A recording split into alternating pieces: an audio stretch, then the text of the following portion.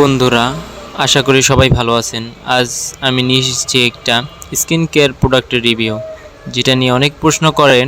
Ponds light moisturiser কি ভালো? সব ধরনের স্কিনে ব্যবহার করা যায়? আর দামের হিসাব এটা কি সত্যিই ভ্যালু ফর মানি? তো আজ আমি আপনাদের সঙ্গে আমার নিজের অভিজ্ঞতা, এর ভালো মন্দ দিক এবং কাদের জন্য এটা উপযুক্ত সব কিছু খোলামেলা আলোচনা করব। পন্ডস লাইট ময়শ্চারাইজার নামেই বোঝা যায় এটি একটি হালকা ধরনের ময়শ্চারাইজার।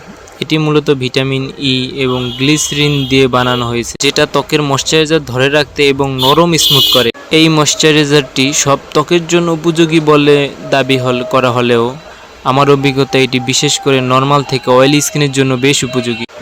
এটা খুব দ্রুত স্কিনের সাথে অ্যাবজর্ব হয়ে যায়, কোনো রকম তেলতেলে ভাব নেই, বরং এটা ম্যাট ফিনিশ দেয়। গন্ধটা খুব মৃদু, একটু ফ্লোরাল টাইপের, যা বিরক্তিকর নয় এবং ফ্রেশ লাগে।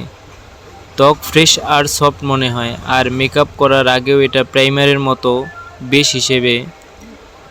হিসেবে ব্যবহার করা যায়। এটার পজিটিভ দিক হলো খুবই হালকা, স্কিনে ভারী লাগে না, দ্রুত শোষিত হয়, তাই গরমে ব্যবহারের জন্য পারফেক্ট। মেকআপের নিচে ব্যবহারযোগ্য, প্যাকেজিং সিমসাম ও ট্রাভেল ফ্রেন্ডলি, দামে অনেক সাশ্রয়ী, স্টুডেন্ট বাজেট কনসাসদের জন্য উপযুক্ত। এটার নেগেটিভও রয়েছে, তবে কিছু জিনিস বলতেই হয়। যাদের স্কিন একদমই ড্রাই, বিশেষ করে শীতকালে, তাদের জন্য এটা যথেষ্ট নাও হতে পারে।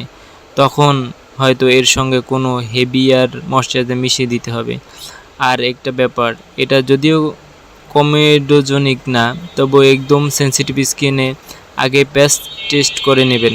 এই ময়শ্চারাইজারটি কারা ব্যবহার করবেন? এই ময়শ্চারাইজারটি নর্মাল, কম্বিনেশন আর অয়েলি স্কিনের জন্য দারুণ। যারা খুব ভারী ও গ্রিসি কিছু চান না বা গরমের জন্য হালকা কিছু খুঁজছেন, তাদের জন্য একটা পারফেক্ট চয়েস। এটা বাংলাদেশের বিভিন্ন জায়গায় বিভিন্ন রেটে পাওয়া যায়। এটা 20 গ্রাম, 35 গ্রাম, 50 গ্রাম, 75 গ্রাম পাওয়া যায়। এক এক রকম রেটে পাওয়া যাবে। সবচাইতে চলে 50 গ্রাম প্রোডাক্টটি, যা 250 থেকে 300 টাকার ভিতরে পেয়ে যাবেন। সব মিলে আমি পন্ডস লাইট ময়শ্চারাইজারটি সাজেস্ট করি, কারণ এটা হালকা, ব্যবহারযোগ্য, প্রাইসও ওয়াইজ ভালো এবং ত্বকের সত্যি একটা ফ্রেশ লুক দেয়। আপনারা যদি এখনও একটা ব্যবহার করতে না করে থাকেন, তাহলে ট্রাই করে দেখতে পারেন। আপনারা যদি ব্যবহার না করে থাকেন, তাহলে একটা ক্রিমটি ব্যবহার করে দেখতে পারেন। আর যদি ব্যবহার করে থাকেন, তাহলে কমেন্টে জানাবেন আপনার অভিজ্ঞতা কেমন ছিল।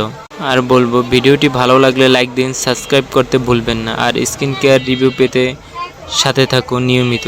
দেখা হবে পরের ভিডিওতে। আসসালামু আলাইকুম, ধন্যবাদ।